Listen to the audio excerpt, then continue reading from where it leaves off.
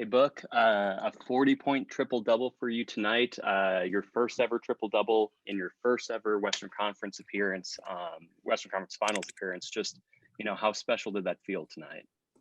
I mean, it's very special, but, the win feels better. That's what I'm out there for the whole entire time. So, part of the triple-double is the assist, and that's, my teammates making them pay for, running and doubling and, seeing different types of defenses. The rebounds come from DA boxing out, when he has a Zubac or Boogie and me coming in and getting the rebound. So, it takes a whole collective team group to get what we got done tonight. Next up is Mark Schwartz with ESPN, followed by Paul Richardson.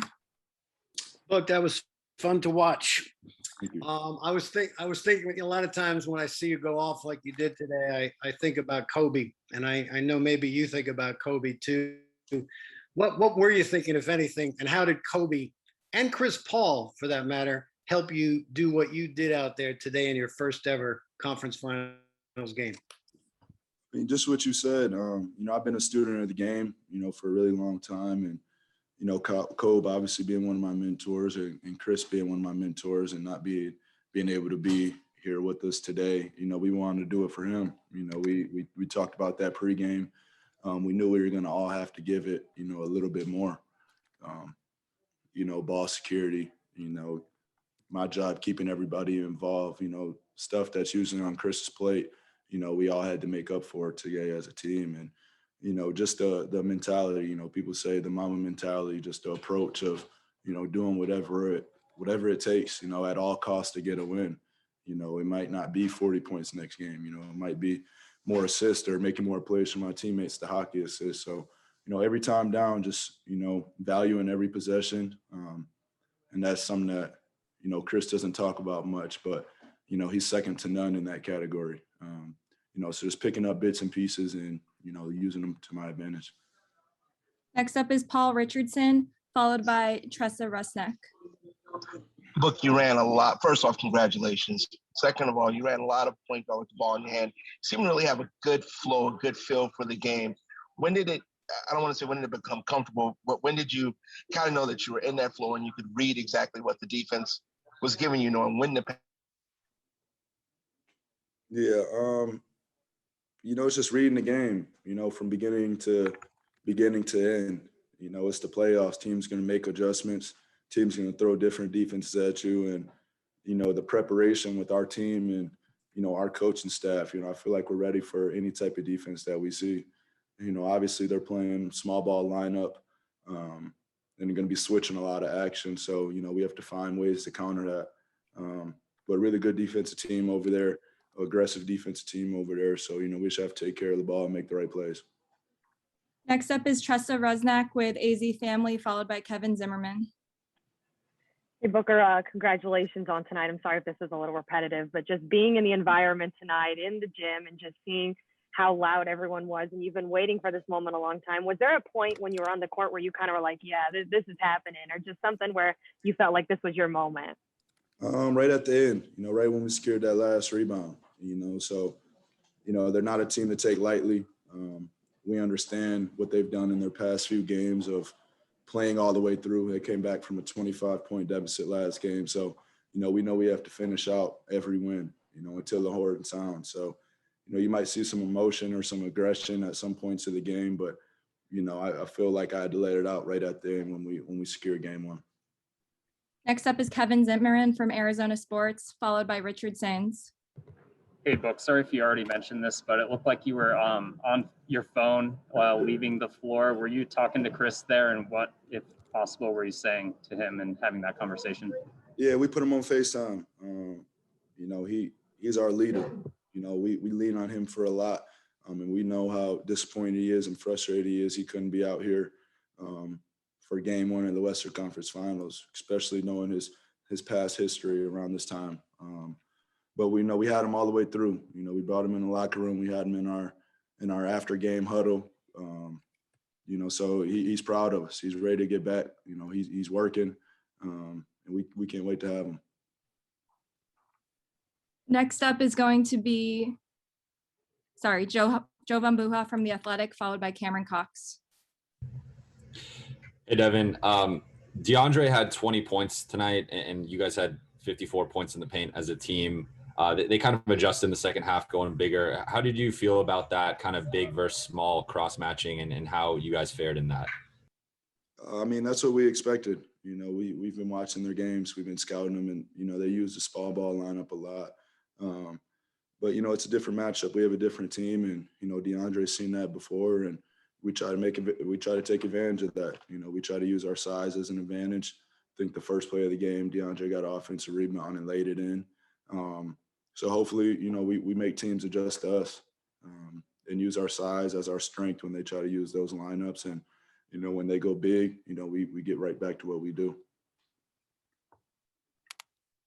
Okay, sorry, we're gonna go back to, oops. We'll come back to him in a second. First up is gonna be Cameron Cox with 12 News, then we're gonna go back to Richard Sains. Hey, Book, congrats on the win.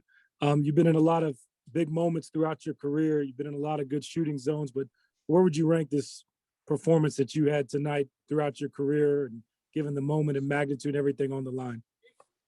I mean, you know, I'll let you guys do the rankings. You know, I'm just going out there to, you know, win every game possible. And, you know, I've been saying it since the start of the playoffs. You know, every next game is our biggest game. You know, so that's for everybody else to, you know, rank performances and that such. You know, I'm just out there trying to do my job, and, you know, that's to win basketball games at all costs. Next up is Richard Sains, followed by Dwayne Rankin. Hey, Devin, congrats on the win and your performance tonight or today. Kind of a two-parter here. I want to ask about the pace and poise, because, you know, the pace of this game was relentless. How does that play in you guys' favor, especially having the fresh legs after getting, you know, more time off, and then just your poise down the stretch, you know, not only making shots, but setting up the guys around you as well? Yeah, the pace of play, you know, that's what we've played with, you know, all season. You know, we rely on our defense, and, you know, if we get a stop, it lets our offense move slowly, move freely. Any type of set or play, you know, in the playoffs, you know, teams have scouted that, you know, so they understand that. So, you know, coach always says he puts us in environments, and, you know, we just have to make plays, make basketball plays, be aggressive, and, you know, put them in rotation. And that's our job. You know, 1 through 5 is everybody, you know, do their part and just go out there and hoop. But, you know, it starts on the defense end and guarding. Next up is Dwayne Rankin from the Arizona Republic, followed by David Brandt. Oh, what up, Wayne? What's up, man? I'm good. All is well. All is well. Wanted to ask how you feeling when you grabbed that last rebound and just solidify the victory? Yeah, it felt good, man. You know, we want to protect home court, you know, so that was big for us to come out and secure that one. You know, I don't know if I showed that much emotion, you know, through the playoffs that much, but, you know, not having Chris out there and it, you know, being a high intense game, you know, we wanted that one bad. So, you know, it's obviously only one. We know what they're capable of and what they've done. Came back down 0-2 from, you know, their past 2 series. So, you know, we got to stay locked in. You know you were well on your way to a triple-double? No, man. I mean, I think I've came close a few times in my career and just never got over the hump. But, you know, I'll take it now. Next up is David Brandt with the Associated Press, followed by Chris Haynes. Hey, Devin. What's I'm up? in here too. My man. Good to see you, What's up? man. Paul George and you were trading some pretty elite shots in that third quarter, and he got going, and then you kind of had to respond. Did you feel it was kind of an important, you know, they were threatening to run away a little bit, and then you scored, you know, a bunch of those mid-range jumpers? Just kind of take me through that stretch. Yeah, just, you know, trying to assert my aggressiveness in there. Without Chris, you know, taking on the playmaking role, you know, of trying to find the balance of keeping everybody involved and imposing my will on the game. And, you know, I think they got up 6-8. I know what stretch you're talking about. And, you know, I just want to be aggressive. So, you know, we did a lot of high ball screens and just get to my spot and make some shots. Next up is Chris Haynes with Yahoo Sports, followed by Kent Summers.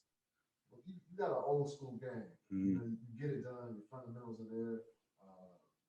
The way you carry yourself, the old school cars you drive in. Where does all this come from? It's a product of my environment. You know, I always credit, you know, the different situations that I've lived in and growing up in Grand Rapids, Michigan, and then moving to Moss Point, Mississippi. You know, for me at that time, that was a big culture shock. you know, just two totally different demographics. But, you know, I fell in love with culture, you know, of figuring out people and, you know, why they act the way they are. And it's usually where they're from. You know, so just being a sponge to it, being a sponge to everybody around me, everybody I grew up with, and, you know, just seeing different things and just loving culture and loving people. So that's where it came from. Next up is Kent Sommers from the Arizona Republic, followed by Anthony Slater.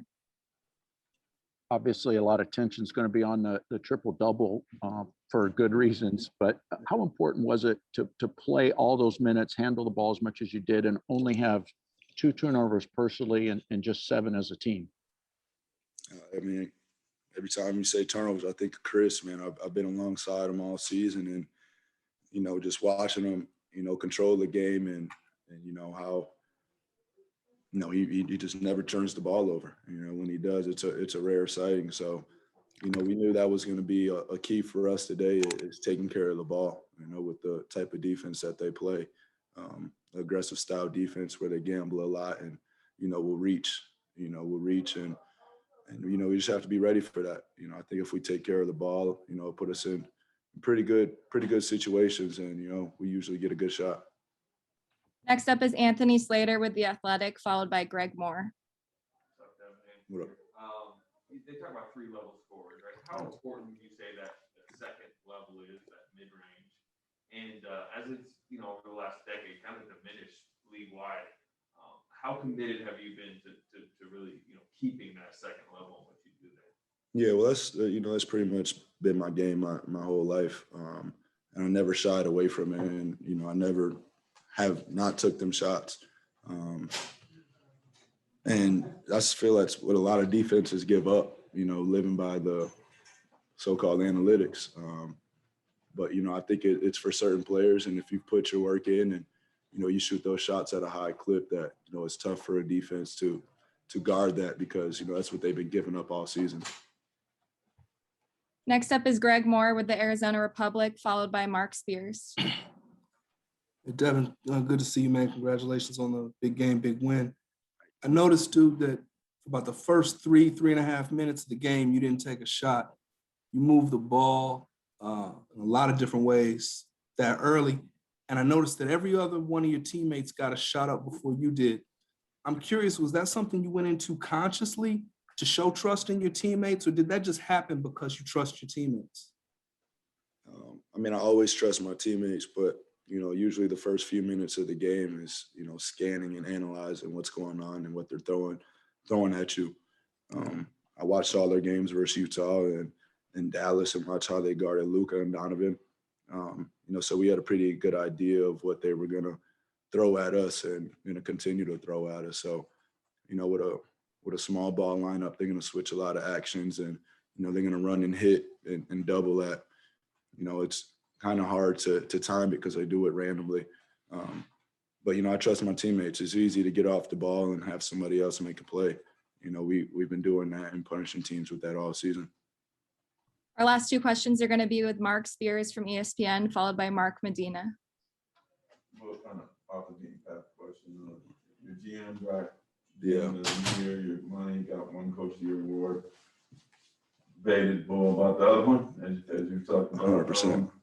What do those two guys mean to you, and do you think having those two African Americans in this position of power could ultimately open doors for others with a lot of coaching jobs open? Yeah, I think that's the biggest part of what they're doing. You know, people are realizing, understanding what's going on and, you know, who the real basketball minds are that, you know, put, you know, countless numbers of hours into their craft and their work. And, you know, I've seen those situations of being on the court before. So, you know, it's easier for them to approach us with conversation when they have an understanding where we're coming from. And I think that connection, you know, the general manager and the head coach, you know, that connection, that relationship with the players is very important if you want to, you know, win big. And quick follow-up, have any players on other teams asked you what that's like? They haven't. I don't talk to many people on different teams.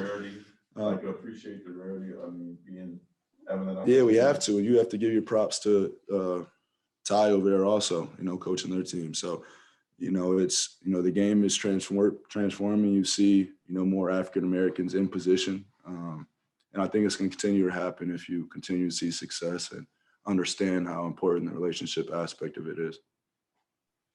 Our last question is with Mark Medina, USA Today.